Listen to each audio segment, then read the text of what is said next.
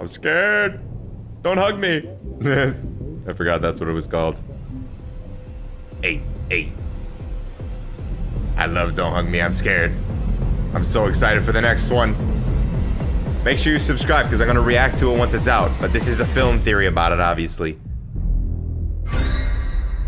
Hello, Internet. Welcome to Film Theory, the show that's been ruining puppets for you since 2016. Theorists, it is back. The OG of internet horror, Don't Hug Me, I'm Scared, has returned. Now, if you're not familiar with the series, I can't really blame you. It's been a long time since we've gotten any sort of... Oh my god, 6 years? Oh my, I didn't realize it's been that long. 3 years, in fact. To catch you up, Don't Hug Me, I'm Scared, or DHMAS, is a YouTube series created by Becky Sloan and Joseph Pelling, where puppets learn important life lessons about creativity, mine is being creative, love, and nutrition. Greedy to eat all that, you'll end up with your gums all grey. Ooh. Something's wrong. Well spotted there, Duck. Something is very clearly wrong. At a glance, Definitely. the show feels like your typical Sesame Street-inspired children's program about learning. In fact, the visuals are such a good imitation of a kid's show that YouTube marked one of my DHMAS theories as made for kids and tried to shove the thing onto the kids app. At which point I was forced to write an explanation to the machine gods that sometimes the visuals of something don't match the actual content. You see, Did they look close enough? by the end of every episode, things go horribly off the rails, and lessons about love suddenly turn into cult recruitment tools. Nutrition facts wind... I don't even know why I like it because I'm not a huge fan of scary things. Like, I like scary games. I don't really watch scary movies that much, but man, I think it's just the theories around it is what makes me like Don't Hug Me, I'm Scared so much. Characters eating each other. The whole thing is a disturbing satire on the nature of kids programming. Luckily, my thoughtfully worded letter to YouTube got him to see reason. The flag was removed and a generation of toddlers was spared from witnessing this. Heart and glitter. Kids app. How do they Sure. come In up with that? 2016, after 6 episodes, the creators literally pulled the plug on the series, but by then it had already cemented its place as an internet classic. Things were quiet until 2018 when DHMAS uploaded a trailer for a TV show based on the series. Finally. So I was literally obsessed with this, and I was like just out of high school pretty much when the last one came out. So it's crazy because I'm 25 now, so my goodness. You see more from this twisted world, and then nothing. For years, nothing. At least until now. On June 19th, DHMAS uploaded their first new video in 3 years. A new... I already watched this. I wonder if he's going to review it at all. Basically, all that happens is there's a fly that lands on this guy. Trailer titled Fly, confirming that the show would finally see the light of day in September. But you know what? I don't want to wait that long. I want to get started now. We know from past theories that there's... Once again, 1 month. I'm going to react to it once it's out on here, so subscribe. A lot more to DHMAS than meets the eye, with each episode being a commentary on everything from children's programming to international politics. And I expect nothing less for the full-length TV series. So despite the teaser clocking in at just 50 seconds, we've analyzed it frame by frame, and I think it's clear. Thank goodness, okay, because I didn't really understand it when I watched. What we're in for. I just got hyped for the next one. On the state of world politics. I expect this new season of DHMAS is going to ultimately boil down to one key message. There is a core problem that everyone's ignoring, despite it being right in front of our eyes. And by ignoring it, the world is literally headed towards disaster. We are caught. That's how Game of Thrones should have ended. In a cycle of mistakes. And TV, the media at large, is not helping the problem. Yep, got all that from 50 seconds. So come on, friends. There is so much learning to do. As a reminder, our 3 friends in DHMAS are Red Guy, Yellow Guy, and Duck. Based on our past theories, though, we know that they're not just characters in a kid's program. Red Guy is the creator of the series. He was a normal guy with an office job who dreamed of creating his own kid's show. I see a silly face, looking along and smiling at me. The whole thing is a bust until Yellow Guy's dad, Roy, comes in to financially back the show, which seems like it should be a good thing until he starts filling it with more and more ads. Oh, wow. See, I might have watched these other film theories before, but I don't really remember all this, so I'm glad he's refreshing our memory. It wasn't there. Art imitating life. Oh, it just gets more and more meta. Anyway, our previous theories concluded that DHMAS was a commentary on how the need to earn money corrupts creativity and how corporate interest tends to distort the education in children's programming. Eventually, the Red Guy has his mind blown when he discovers that he can make the show himself, releasing it on the internet for much cheaper while still maintaining his artistic integrity. Red Guy pulls the plug on the TV show when he sees the harmful effect it's having on children, as symbolized by Yellow Yellow Guy. Red Guy reboots it on a shoestring budget, but with the freedom for his pure creative voice to be heard. Also, there's Duck. Never really had a good explanation for him, but yeah, he's an actor on the program too. And that's largely where we left off. I love Duck. Earlier, there was another trailer named Wakey Wakey released back in 2018, but that's since been removed by the creators, instead replaced by this new Yo, I actually kind of remember that now, huh? Wow, I totally forgot until now. trailer Fly. So what horrific life lessons are in store for us in the new series? Let's check it out. We open on some sort of structure in ruin, rocked by either an explosion or a natural disaster. It seems to be a house based on what we see scattered around the structure. A children's tricycle, mattress, bathtub, what looks to be pipes and heaters, television, all items that you'd typically see in a house. The moment the TV enters the frame, we actually start to hear the buzzing of flies. Given that Fly is also the name of the video, something tells me that that detail is going to be important. Several shots of our main characters flash by in the static on the TV, including Duck with a newspaper, Red Guy on the phone, Yellow Guy playing a banjo. We then fully enter the reality of the show with our three main characters sitting around their kitchen table exactly like they did in the original series. A fly buzzes around the refrigerator, approaches the table, and lands on Yellow Guy's eye before Duck squashes it, saying, "Pesky bee." We then zoom back out. B. See, that's what I didn't understand when I watched the trailer. Now I remember.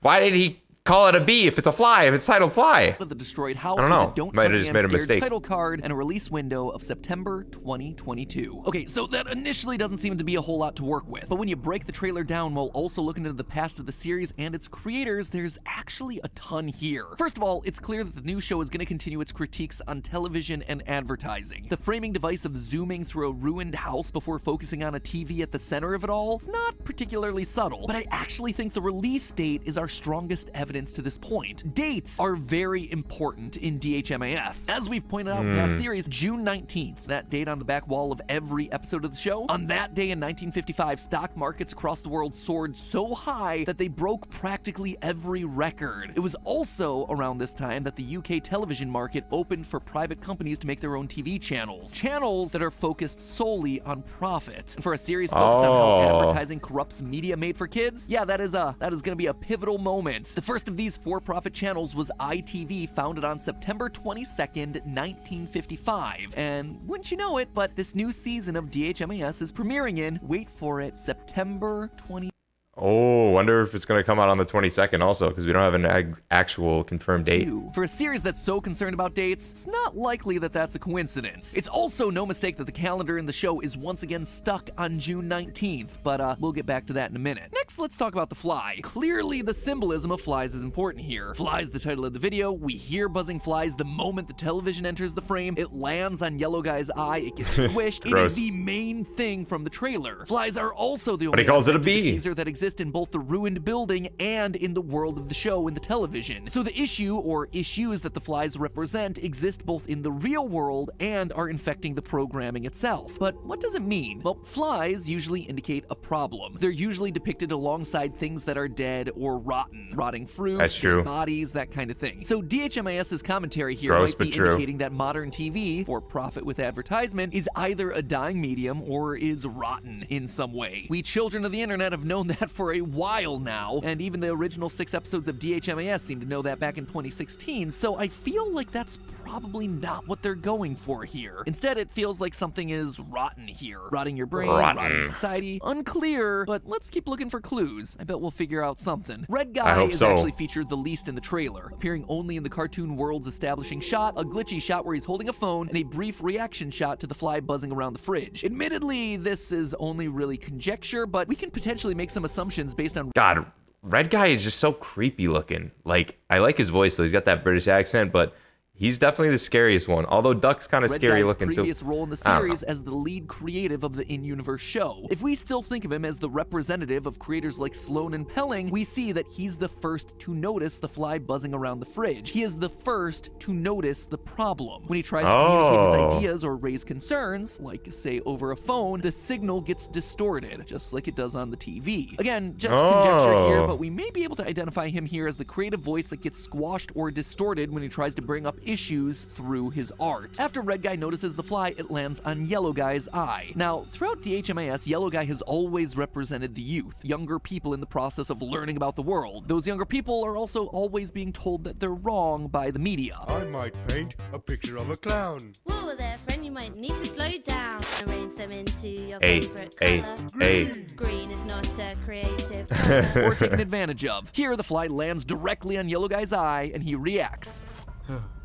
Clearly, Yellow Guy sees the problem. He can't not see it. It is literally on his eyeball. It is symbolic of young people seeing that there's clearly a problem in society. The question is, what is he gonna do about it? For now, all we get is a huh, which is consistent with Yellow Guy's reactions in previous episodes. He's naive, Man, I did not get any of this from the trailer. Thank goodness for Matt Bat. uncertain, absorbing ideas along the way. I suspect it has to do with the brief shot of Yellow Guy with the banjo. It's important to note that up to this point, Yellow Guy has never been the one singing the actual songs in the show. He's always getting bombarded with everyone else's lessons, but in this case, he's the one holding the instrument. So maybe we're at a point where we get to hear what Yellow Guy finally has to say. He's Let's stepping up and go. taking action. Maybe this new series is the story of him standing up and doing something for a change. He sees the fly, and he has something to say about it. And then there's Duck. Like I mentioned before, Duck's role in the series has always been a bit unclear, but it seems Good like old the Duck. creators recently have been interested in exploring the character more, considering that in both the deleted Wakey Wakey trailer as well as in Fly, Duck is the one taking center stage. Though the episode Wakey Wakey never aired, summaries of it appeared online after it premiered at the Sundance Film Festival. In it, Oh, so it was played at a film festival. Dude, I want to see it. Duck takes advantage of his history as a well-known television personality to step up and fill the power vacuum left by the mayor's disappearance. He's manipulated by a singing key into locking down the city, installing duck-built cameras everywhere to create a secure surveillance state, and he ultimately blames everything bad that happens on mysterious strangers who are coming to get us. He creates chaos by causing people to suspect their neighbors, and when anyone dissents, Duck drills into the heads of the locals in order to brainwash them into repeating everything he says. At the time, Wakey Wakey seemed to be the creators Becky Sloan and Joseph Pelling drawing parallels to the politics of the United States. Duck, as a former TV star in political power, sharing many similarities with then-President Donald Trump, who was infamous for othering and seeding suspicion over various ethnic groups. But looking at Duck's role now, he seems to represent something much broader. One thing that's always slipped my notice is that Duck's always reading a right-wing newspaper. And that's not me making judgment calls here either. That is literally the name of the newspaper that we see in episode 1. Duck has it Interesting. again in the computer episode and again here in Fly. So Duck seems to be a right-leaning figure, a conservative, but the creators have added more commentary than just that. Notice that the headline is Power Surge Leads to Blackout. At first I thought that this was just a funny little detail. It's been well documented that during the commercial breaks of soap operas or other popular programs, power grids in the United Kingdom experience a surge of demand as thousands of people simultaneously put kettles on the stove to make their tea. Maybe this shot of Duck was just a small nod to that phenomenon, another way that TV is controlling people's lives and shaping the world. But then I noticed which section of the paper this was in. It's under the opinion section. That sort of news is not the sort of story that should be filed as an opinion. That is a legitimate news story. And so it appears to me that this is yet another critique from Sloan and Pelling about the news media, misreporting objective fact as opinion in an attempt to create a false balance between the sides of an issue. It's also a commentary on the person reading the paper, considering opinion is misspelled opinion. In short, the creators don't seem to think Duck, or people like him, are very smart, which leads to Fly, where Duck sees the fly, swats it down,